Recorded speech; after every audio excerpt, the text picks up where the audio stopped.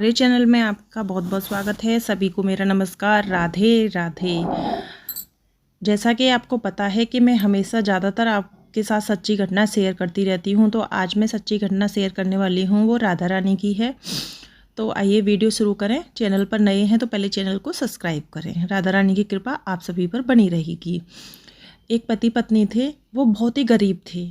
पति काम करके लाता था और उसी से सारा घर चलता था, लेकिन दोनों ही राधा रानी के विशेष भक्त थे। हमेशा थोड़ा थोड़ा करके पैसा जोड़ते थे कि कभी जब पैसा होगा, चाहे एक कमरे का मकान हो पर एक कमरे का मकान जरूर बनाएंगे। लेकिन राधा रानी के विशेष भक्त थे, कैसे भी करके हर महीने वृंदावन या बरसाने दर्शन करने जाते थे। उनने राधा रानी के आगे प्रार्थना की थी कि राधा रानी, चाहे मेरा छोटा सा घर बनेगा, लेकिन जब भी बनेगा मैं अपने घर में ब्रज रज अवश्य लगाऊंगी, और राधा रानी आपके ही आशीर्वाद से वो घर होगा। मेरा तो कुछ है ही नहीं, मैं तो उस घर को बना ही नहीं सकती और लगता भी नहीं है कि कभी बन पाएगा। अगर आपका चमत्कार हुआ तो मेरा घर अवश्य बनेगा।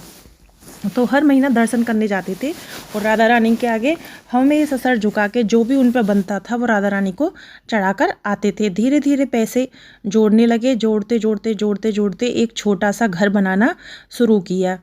छोटा सा घर बनाना शुरू किया तो जब घर का काम चलता है तो आप भी जानते हैं कि बहुत काम होता है।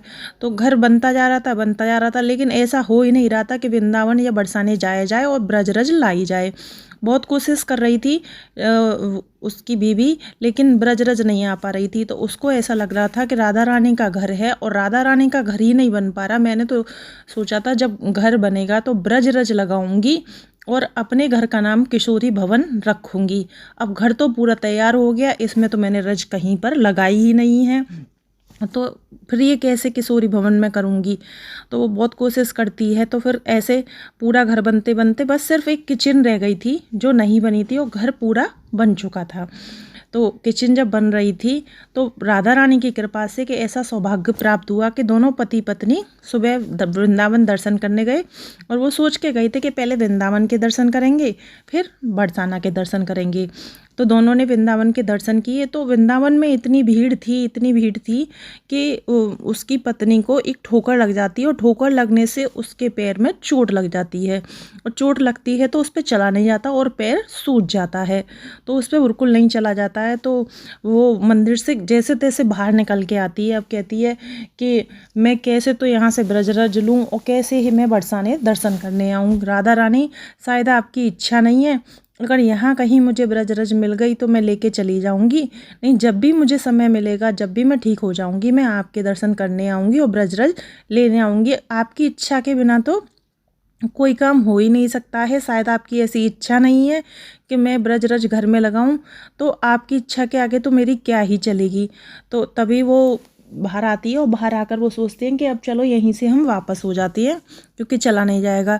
तभी एक छोटी सी कन्या आती है, मैया मैया पैसे दे दो। तो वो कहती है कि अच्छा, कुछ निकाल के 5 रुपये उस लड़की को दे देती है।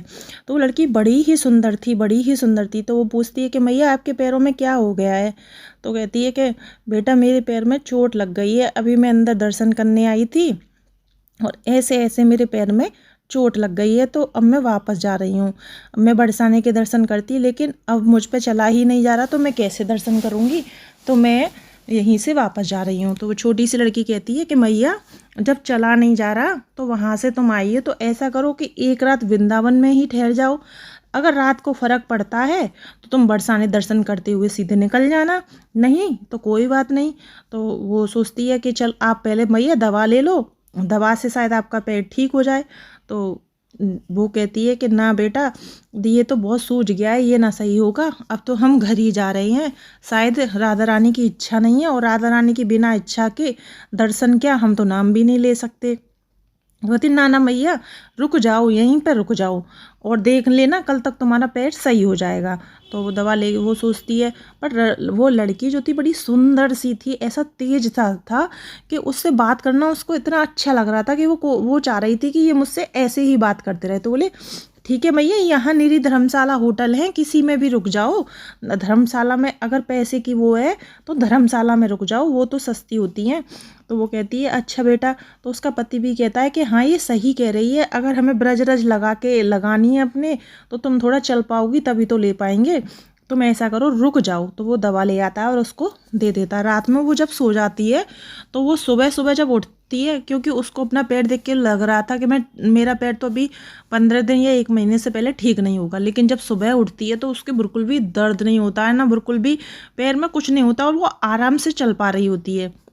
तो वो बड़ी खुश हो जाती है और कहती है कि सुनो, मेरे पैर में तो बिल्कुल भी दर्द नहीं है, अब मैं तो चल सकती हूँ। चलो हम यहाँ तक आए वृंदावन, तो अब यहाँ रुके हैं तो बरसाने दर्शन करके ही जाएंगे। और राधा रानी की कृपा से मेरे पैर में तो कहीं भी कोई भी दर्द नहीं है। तो सोचने लगती है कि वो आखिर वो लड़की कौन थी, कि मतलब तो उसे ऐसा एहसास होता है कि वो स्वयं साक्षात राधा रानी थी, जिन्होंने मुझे ऐसा कहा। राधा रानी ही चाहती हैं, जैसे मैंने अपने मन में सोच लिया कि दर्शन राधा रानी के मैं नहीं कर सकती उनकी इच्छा के बिना, ऐसे ही राधा रानी ने अपनी इच्छा से मुझे रोक के दर्शन कराए हैं, तो मैं ज़रूर करके जाऊंगी। तो समझ जाती है कि राधा रानी का ही कोई रूप थी वो बच्ची। तो दोनों पति पत्नी बरसाने दर्शन करने निकल जाते हैं। तो बरसाने दर्शन करने निकलते हैं तो वहाँ एक बाबा मिलते हैं। तो बाबा कहते हैं कि बेटी तू क्या नई आई है या हमेशा आती रहती है? नहीं बाबा, मैं हमेशा आती रहती हूँ, इस बार मेरा मकान बन रहा है तो मैं बहुत दिनों से आ नहीं पाई हूँ। कल मेरे पैर में चोट लग गई थी, मैं बिहारी जी के दर्शन किए, फिर मैं यहाँ आ नहीं पाई, हमें वृंदावन रुकना पड़ा। तो मैंने आज पैर मेरा ठीक हो गया तो मैं बरसाने आई हूँ। अब ये देख रही हूँ कि मुझे कहीं से ब्रज रज मिल जाए। तो मेरा जो घर है बाबा वो मेरा बन तो गया है, बस किचन रह गई है, और बिना ब्रज रज के मैं अपनी किचन पूरी नहीं कराऊंगी, क्योंकि मैंने कहा था कि जब भी हम जैसे भी घर बनवा पाएंगे राधा रानी की ब्रज रज जरूर लगाएंगे। तो कहते हैं कि बेटा चिंता मत कर, तुझे मिल जाएगी। तो वो बाबा के साथ साथ वहाँ पे तभी आरती शुरू हो जाती है, तभी वो बाबा होते हैं। एकदम से बाबा उनके पास ही खड़े होते हैं, एकदम से बाबा भी गायब हो जाती है। वो देखती है बाबा किधर गए, बाबा किधर गए। फिर सोचती है कि शायद जैसे मैं दर्शन करने आई हूँ ऐसे ही और भी भक्त आती हैं, अकेले मैं थोड़ी आती हूँ, तो शायद बाबा चले गए। तो फिर वहाँ पर आरती हो रही होती है। तो अपने पति से कहती है कि सुनो, आरती भी हो गई और हमने दर्शन भी कर लिए, अब ब्रज रज हम कहाँ से लें? तो वहाँ पर फिर एक छोटी सी कन्या आती है और फिर वो कन्या कहती है मैया तू चिंता मत कर, तुझे क्या चाहिए मुझे बता। तो वो कहती है कि तुम मुझे कैसे जानती हो? कि नहीं, मैं तो यहीं मंदिर पे रहती हूँ और यहाँ पे कोई भी भक्त आता है परेशान देखती हूँ तो मैं उसकी जितना मुझ पर होती है मैं उसकी मदद कर देती हूँ। तो आधी आरती हुई होती है तो वो कहती है कि हमें ब्रज रज ले जानी है।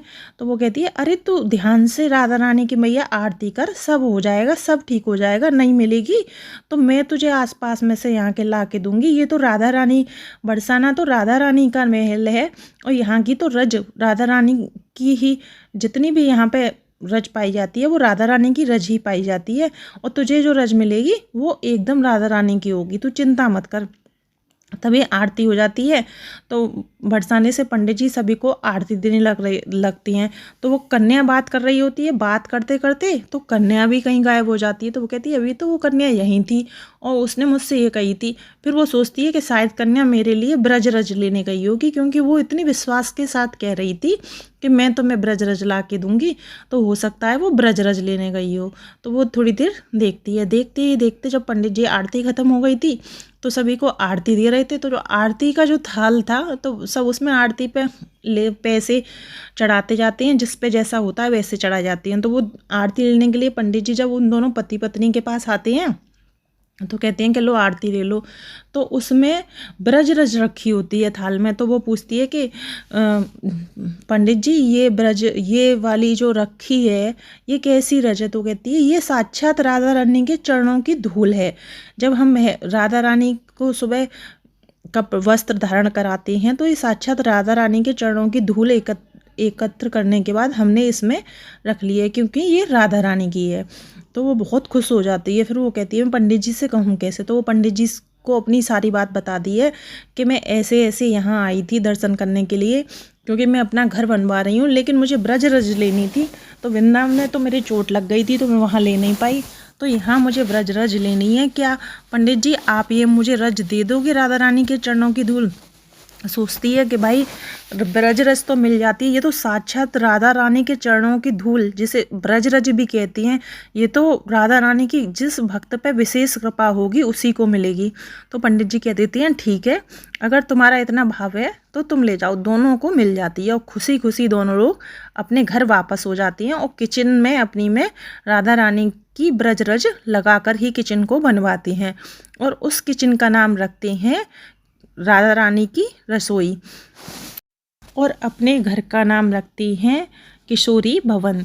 तो उनकी किचन का नाम था राधा रानी की रसोई। तो उनके घर में जब ऐसे घर का नाम रखा जाए किशोरी भवन तो उस घर में किस चीज़ की कमी होती है।